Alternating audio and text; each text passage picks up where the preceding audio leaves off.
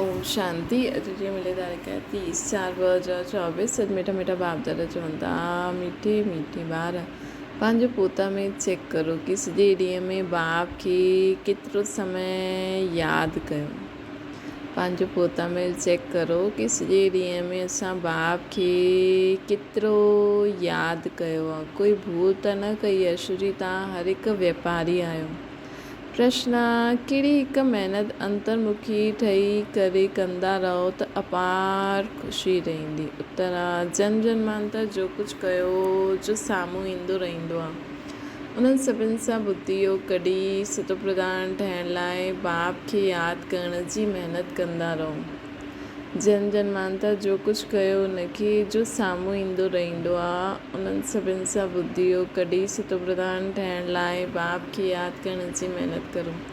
चारों तरफ़ सां बुद्धि हटाए अंतर्मुखी ठही बाप खे यादि करो। सर्विस जो सबूत ॾियो त अपार ख़ुशी रहंदी। ओम शांति। बाप वेही ॿारनि खे सम्झाईंदा आहिनि। इहे जो ॿार ॼाणंदा आहिनि कि रूहानी बाप रूहानी ॿारनि खे वेही सम्झाईंदा आहिनि। रूहानी बाप आहे बेहद जो बाप। रूहानी ॿार बि थिया बेहद जा ॿार। बाप खे त सभु ॿारनि जी सदगति करणी आहे। कंहिं द्वारा? हिन द्वारा विश्व जी सदगति करणी आहे। सॼे विश्व जा ॿार त हिते अची करे न पढ़ंदा। नाम ई आहे ईश्वर विश्वविद्यालय। मुक्ति त सभिनि जी थींदी आहे। मुक्ति चओ जीवन मुक्ति चओ। मुक्ति में वञी करे पोइ बि सभिनि खे जीवन मुक्ति में अचिणो ई आहे। त ईअं चईंदा सभई जीवन मुक्ति में ईंदा आहिनि वाया मुक्तिधाम। हिकु ॿ जे पुठियां अचिणो ई आहे पाठ वॼाइण। जेसिताईं मुक्तिधाम में ठहिरणो पवंदो आहे। ॿारनि खे हाणे रचयिता और रचना जो मालूम पइजी वियो। इहा सॼी रचना अनादि आहे। रचयिता त हिकु बाप आहे। इहे जो बि सभई आत्मायूं आहिनि सभु बेहद जे बाप जा ॿार आहिनि। सभु ॿारनि खे मालूम पवंदो आहे त उहो ई अची करे योग सिखंदा आहिनि। जॾहिं ॿारनि खे मालूम पवंदो आहे त उहो ई अची करे योग सिखंदा आहिनि। इहे भारत जे लाइ योग आहे। बाप ईंदा बि आहिनि भारत में। भारतवासियुनि खे यादि जी यात्रा सिखलाए करे पावन ठाहींदा आहिनि। ॿियो नॉलेज बि ॾींदा आहिनि कि सृष्टि जो चक्कर कीअं फिरंदो आहे। भारतवासियुनि खे ई यादि जी यात्रा सिखलाए करे बाबा पावन ठाहींदा आहिनि। ऐं नॉलेज बि ॾींदा आहिनि कि सृष्टि चक्कर कीअं फिरंदो आहे। इहे बि ॿार ॼाणंदा आहिनि। रुद्रमाला बि आहे जो ॻाइल आहे पूज बि आहे सिमरन बि कबी आहे न। भक्त माला बि आहे। ऊच ते ऊच भक्तनि जी माला। भक्त माला खां पोइ हुजणी खपे ज्ञान माला। रुद्रमाला बि आहे जो ॻाइल आहे पूज बि आहे सिमरन बि आहे। सिमरन बि कंदा आहिनि। भक्त माला बि आहे। ऊच ते ऊच भक्तनि जी माला आहे। भक्त माला खां पोइ थियणी खपे ज्ञान माला। ज्ञान ऐं भक्ति आहे न। भक्त माला बि आहे त रुद्रमाला बि आहे। पुठियां पोइ रुंड माला चइबी आहे। छो जी ऊच ते ऊच मनुष्य सृष्टि में विष्णु जेके सूक्ष्म वतन में ॾेखारींदा आहिनि। त भक्तमाला रुद्रमाला रुंडमाला विष्णु जी। ऊच ते ऊच मनुष्य सतयुग में जो ऊच ते ऊच देवी देवता हूंदा उन्हनि जी माला। प्रजापिता ब्रह्मा त इहा आहे इन्हनि जी माला बि आहे। आख़िर ईअं माला ठही वेंदी तॾहिं ई उहा रुद्रमाला ऐं विष्णु जी वैजयंती माला ठहींदी। पहिरों असां अंत में जो बि ब्रह्मण आत्मायूं जो पक्का ब्रह्मण आत्माउनि जी माला ही रुद्रमाला ठहींदी। पोइ विष्णु जी वैजयंती माला बि उहा ई ठहींदी। ऊच ते ऊच शिव बाबा। पोइ ऊच ते ऊच विष्णु जो राज्य हूंदो। शोभा जे लाइ भक्ति में केतिरा चित्र ठाता अथनि परंतु ज्ञान त कुझु बि न आहे। तव्हां जो चित्र ठाहींदा आहियो उन्हनि जी पहचान ॾियणी आहे त मनुष्य सम्झनि। न त शिव ऐं शंकर मिलाए ॾींदा आहिनि। बाबा सम्झाईंदा आहिनि सूक्ष्म वतन में बि सॼो साक्षात्कार जी ॻाल्हि आहे। हड्डी मांस उते हूंदो न आहे। साक्षात्कार कंदा आहिनि। संपूर्ण ब्रह्मा बि आहे परंतु उहा आहे संपूर्ण अव्यक्त। हाणे व्यक्त ब्रह्मा जो आहे उन्हनि खे अव्यक्त ठहिणो आहे। व्यक्त ई अव्यक्त थींदो आहे, जेके फ़रिश्तो बि चईंदा आहिनि। व्यक्त ई अव्यक्त ठहींदो आहे, जेके फ़रिश्तो बि चईंदा आहिनि। उन्हनि जो सूक्ष्मतनि में चित्र रखी छॾियो अथनि। उन्हनि जो सूक्ष्मतनि में चित्र रखी छॾियो अथनि। सूक्ष्मतनि में वेंदा आहिनि त चईंदा आहिनि बाबा शुभी रस पिलाए। हाणे हुते झाड़ आदि त हूंदो न आहे, वैकुंठ में आहे।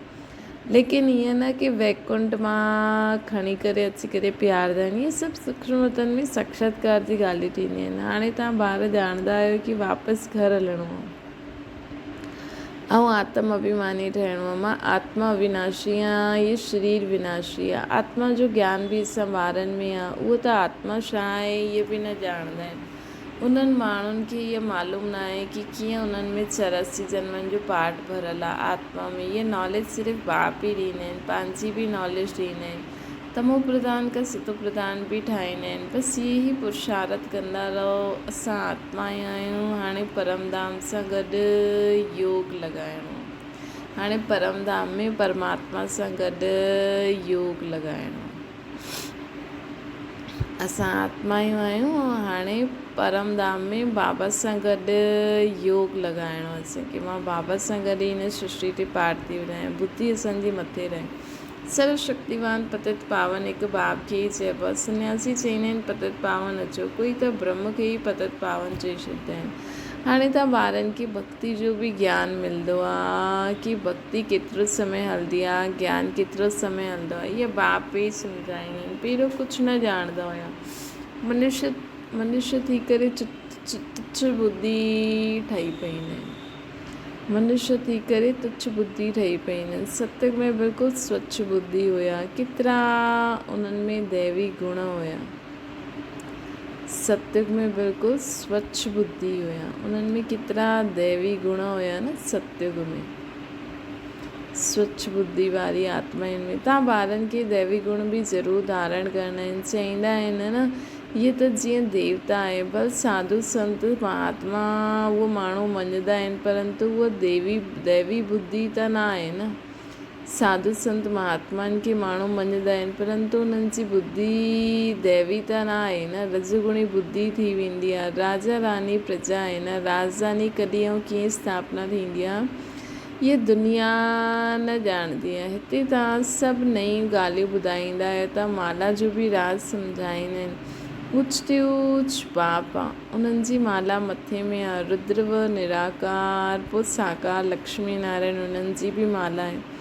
ब्राह्मणनि जी बि माला आहे। हाणे न ठहींदी आहे, अंत में ठहींदी। हाणे बाबा चईंदा न अंत में। हाणे त अंत अची वियो आहे। त बाबा चवनि था रुद्र माला ई पोइ साकार में लक्ष्मी नारायण उन्हनि जी माला ठहींदी आहे। ब्राह्मणनि जी माला हाणे न, अंत में तव्हां ब्राह्मणनि जी माला बि ठही वेंदी। इन ॻाल्हियुनि में जास्ती प्रश्न उत्तर करण जी ज़रूरत न आहे। बाबा चवनि था अंत में नंबरवार जो जंहिंजो बुद्धि योग बाबा सां हूंदो, अंत घड़ी बाबा चईंदा न स्टॉप। पोइ जंहिंजो बुद्धि योग बाबा सां हूंदो, जंहिंजे जेतिरी धारणा कई हूंदी उन अनुसार माला ठही वेंदी। इन ॻाल्हियुनि में जास्ती प्रश्न उत्तर करण जी ज़रूरत न आहे। मूल ॻाल्हि आहे पंहिंजे खे आत्मा सम्झी परमपिता परमात्मा खे यादि करो। इहो निश्चय पको खपे। मूल ॻाल्हि आहे पतितनि खे पावन ठाहिण जी। सॼी दुनिया पतित आहे, पोइ पावन ठहिणो आहे। मूल वतन में सभई पावन आहिनि, त सुखधाम में बि सभु पावन आहिनि। तव्हां पावन ठही करे पावन दुनिया में ईंदा आहियो। गोया हाणे पावन दुनिया स्थापना थिए थी न। इहे सभु ड्रामा में नूंद आहे। बाबा चईंदा आहिनि सॼे ॾींहं जो पोता में ॾिसो, कोई भूल त न कई। वापारी माण्हू मुरादी संभालंदा आहिनि, इहे बि कमाई आहे। तव्हां हर हिकु वापारी आहियो। बाबा सां वापार कंदा आहियूं। पंहिंजी जांच करणी आहे, असां में केतिरा दैवी गुण आहिनि, केतिरो असां बाप खे यादि कंदा आहियूं, केतिरो असां अशरीरी थी वेंदा आहियूं। असां अशरीरी आयासीं, पोइ अशरीरी थी करे वञिणो आहे। हाणे ताईं सभु ईंदा रहंदा आहिनि। विच में वञणो त हिक खे बि न आहे। वञिणो त सभिनि खे इकठो आहे। ईंदा सभु पंहिंजे अनुसार आहिनि। वञिणो सभिनि खे इकठो ई आहे। बल सृष्टि खाली न रहींदी। गायन न राम वयो रावण वयो, परंतु रहींदा ॿई आहिनि। रावण संप्रदाय वारा वेंदा आहिनि त पोइ लौटी करे न ईंदा आहिनि। बाक़ी इहे बचंदा आहिनि। कुझु राम जे वारा बचंदा आहिनि, कुझु रावण जे वारा बचंदा आहिनि। छो जी नई स्थापना करणी हूंदी आहे। इहे बि अॻियां हली करे सभु साक्षात्कार थींदो। इहे ॼाणणो आहे कि नई दुनिया में कीअं स्थापना थिए थी। ये ॼाणणो आहे कि नई दुनिया में कीअं स्थापना थिए थी न। पिछाड़ी में छा हूंदो, पोइ सिर्फ़ु असांजो ई धर्म रहिजी वेंदो। पोइ जॾहिं सतयुग जी दुनिया जी कंस्ट्रक्शन थी वेंदो, पोइ जेकी बि पुराणे शरीर वारी आत्मायूं हूंदियूं न, राम वारियूं और रावण वारियूं, उहे बि आत्मायूं शरीर छॾे करे मथे हली वेंदियूं।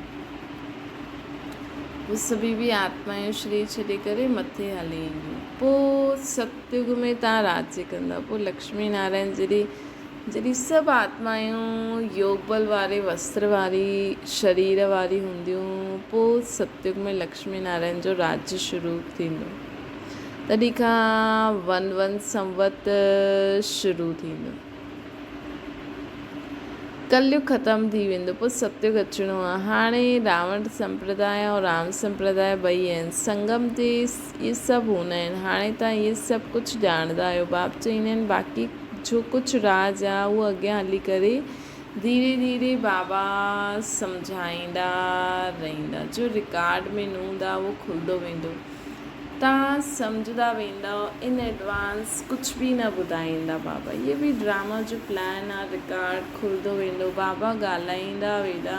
तव्हांजी ॿुधी में इहे सभु ॻाल्हियुनि जी सम्झ वधंदी वेंदी। असांजी ॿुधी में हिननि सभिनि ॻाल्हियुनि जी सम्झ वधंदी वेंदी। कंहिं सभिनि ॻाल्हियुनि जी कि कीअं ड्रामा जो पार्ट ॿियो खुलंदो वेंदो। जीअं जीअं रिकॉर्ड वधंदो वेंदो आहे उअं बाबा जी मुरली हलंदी वेंदी। ड्रामा जो राज सॼो भरियलु आहे। इहे न रिकॉर्ड सां सुई उठाए करे विच में रखी सघंदा आहियूं त उहो रिपीट थिए न। उहो बि पोइ उहो ई रिपीट थींदो न। उहो बि पोइ उहो ई रिपीट थींदो। नई ॻाल्हि न हूंदी। बाप वटि जो नई ॻाल्हियूं हूंदियूं उहे रिपीट थींदियूं। तव्हां ॿुधंदा आहियो, ॿुधाईंदा वेंदा आहियो। बाक़ी सभु गुप्त आहे। बाबा चईंदा आहिनि असां ॿुधंदा आहियूं ऐं ॿुधाईंदा रहंदा आहिनि। बाक़ी सभु गुप्त आहे। जो बाबा ॿुधाईंदा आहिनि उहो असां ॿुधंदा आहियूं ऐं ॿियनि खे ॿुधाईंदा रहंदा आहियूं। इहे राजधानी स्थापना थिए थी न। सॼी माला ठहे थी। अलॻि अलॻि वञी करे राजाई में तव्हां जनम वठंदो। राजा रानी प्रजा सभु खपे। अलॻि अलॻि राजाई में वञी करे असां जनम वठंदासीं। राजा रानी प्रजा सभु खपे। इहे सभु बुद्धि सां कमु वठिणो खपे। अलॻि अलॻि राजाई में त असां जनम वठंदासीं। राजा रानी प्रजा सभु खपे न। इहे सभु बुद्धि सां कमु वठिणो खपे। प्रैक्टिकल में जो हूंदो सो ॾिसंदासीं। जो हितां खां वेंदा आहिनि उहे सुठा साहूकार जे घर में वञी करे जनम वठंदा आहिनि। हाणे बि तव्हांजी हुते ॾाढी ख़ातिरी थींदी। बाबा चईंदा आहिनि कि जो हितां खां असांजे परिवार मां कोई आत्मा शरीर छॾंदी आहे, पुरुषार्थ अनुसार उनखे हुन अनुसार घर परिवार मिलंदो आहे।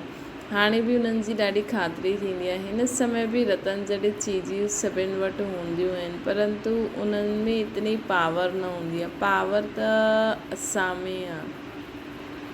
पावर त तव्हां में आहे।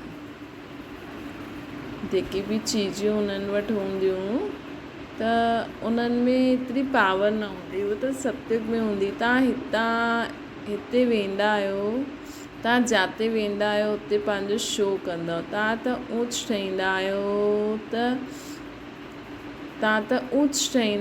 तव्हां वञी करे हुते दैवी चरित्र ॾेखारींदा। जो बि आत्मा असांजे परिवार मां वेंदी आहे उहो हुते वञी करे ॿिए घर जिते बि वेंदी हुनजी ॾाढी ख़ातिरी थींदी। हुते हुननि जा दैवी चरित्र ॾेखारी में ॾींदा। आसरी ॿार जनमदा ई रोईंदा रहंदा आहिनि। गंद बि थींदो आहे। तव्हां त ॾाढे क़ाइदे सिर पलंदव। गंद आदि जी ॻाल्हि न आहे। अॼुकल्ह जा ॿार त गंदा थी पईंदा आहिनि, सत्युग में अहिड़ी ॻाल्हियूं थी न सघंदियूं आहिनि। पोइ बि हेवन आहे, हुते बास शादी न ईंदी जो चइणो पए अगरबत्ती जलायो, त बाबा चवंदा आहिनि त बि हुतां सत्युगी दुनिया आहे, त हू त आहे ई ख़ुशबूदार दुनिया। मतिलबु हिते जिन चीज़नि में असांखे बदबू ईंदी आहे गंद में, लेकिन उते न ईंदी। उते बास शादी न हूंदी। अगरबत्ती जो असां ईअं चऊं कि अगरबत्ती जलायो। बगीचे में ॾाढी ख़ुशबूदार फूल हूंदा, हिते जी फूल में एतिरी ख़ुशबू न आहे। हुते त हर चीज़ में 100% ख़ुशबू रहंदी आहे, हिते त 1% बि न आहे।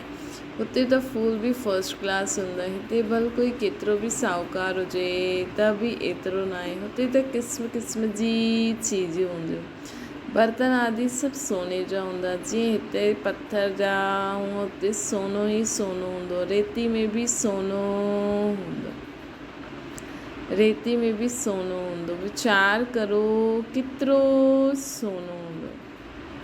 वीचार करो, असांखे चारों तरफ़ चमकदा ई चमकदा सोने जी चीज़ूं चमकदियूं आहिनि। जीअं ऐं पोइ हीरा बि त हुते चमकल हूंदा, ऐं प्योर हूंदो त केॾो शाइन कंदो। इन करे उहा दुनिया बि, आत्मा में बि शक्ति, तत्वनि में बि शाइनिंग, सोने आदि में बि सभु साफ़ ई साफ़। केॾी सुठी स्वच्छ दुनिया में असां हलूं था न। बाबा चईंदा आहिनि बर्तन आदि सभु सोने जा ई हूंदा। जीअं हिते पत्थर जा आहिनि, हुते सोनो ई सोनो। वीचार करो केतिरो सोनो हूंदो जंहिंसां मकान आदि ठहींदा। वीचार करो, बाबा चवनि था केतिरो सोनो हूंदो जंहिंसां मकान आदि ठहींदा। हुते अहिड़ो मौसम हूंदो, न सर्दी न गर्मी। हुते गर्मी जो दुख न, जो पंखा हलाइणा पवनि, हुनजो नाम ई आहे स्वर्ग। हुते अपार सुख हूंदो। तव्हां जहिड़ो पद्म पदम भाग्यशाली कोई ठहींदो न आहे। लक्ष्मी नारायण जी केतिरी महिमा ॻाईंदा आहिनि। उन्हनि खे त अहिड़ो ठाहींदा आहिनि, उन्हनि खे जो अहिड़ो ठाहींदा आहिनि, उन्हनि जी केतिरी महिमा करणी खपे। लक्ष्मी नारायण जी केॾी महिमा कंदा आहिनि, लेकिन उन्हनि खे अहिड़ो ठाहिण वारो आहे, उन्हनि जी केतिरी महिमा करणी खपे। पहिरियों हूंदी आहे अव्यभिचारी भक्ति, हाणे बाबा वरी द्वापर जी ॻाल्हियूं ॿुधाइनि था। पोइ देवताउनि जी भक्ति शुरू थींदी आहे, उहा बि भूत पूजा चईंदासीं। शरीर त उहो न आहे, 5 तत्वनि जी पूजा कंदा आहिनि। शिव बाबा जे लाइ ईअं न चईंदासीं। पूजा करण जे लाइ कोई चीज़ जो वह सोने आदि जो ठाहींदा आहिनि। आत्मा खे थोरी सोनो चईंदासीं। आत्मा कंहिं चीज़ जी ठहियलु आहे। शिव जो चित्र कंहिं चीज़ जो ठाहियो अथनि, उहो झटि ॿुधाईंदा। आत्मा कंहिं चीज़ जी ठहियलु आहे। शिव जो चित्र कंहिं चीज़ जो ठाहियो आहे, उहो झटि ॿुधाईंदा। परंतु आत्मा परमात्मा कंहिं चीज़ सां ठहियलु आहिनि, इहे कोई ॿुधाए न सघंदो। आत्मा हिकु लाइट ई त आहे न, हिकु शक्ति आहे, लेकिन कंहिं चीज़ सां ठहियलु आहे इहे न ॿुधाए सघंदा आहिनि। सत्युग में 5 तत्व बि शुद्ध हूंदा आहिनि, हिते त उहो बि अशुद्ध आहिनि। त पुरुषार्थी ॿार ईअं ख़्यालात कंदा रहंदा। बाप चईंदा आहिनि इन्हनि सभिनि ॻाल्हियुनि खे बि छॾो, जो थियणो हूंदो उहो थींदो। पहिरियों त असां बाप खे यादि करो। जो थियणो हूंदो हुते हली ॾिसंदासीं छा कीअं ठहींदो आहे। हाणे त बाबा सां गॾु आहे, हाणे त असां बाबा खे यादि करे हिन इंद्रियनि खां परिवारिक सुख जो अनुभव करो। बाबा सां गॾु सर्विस करो।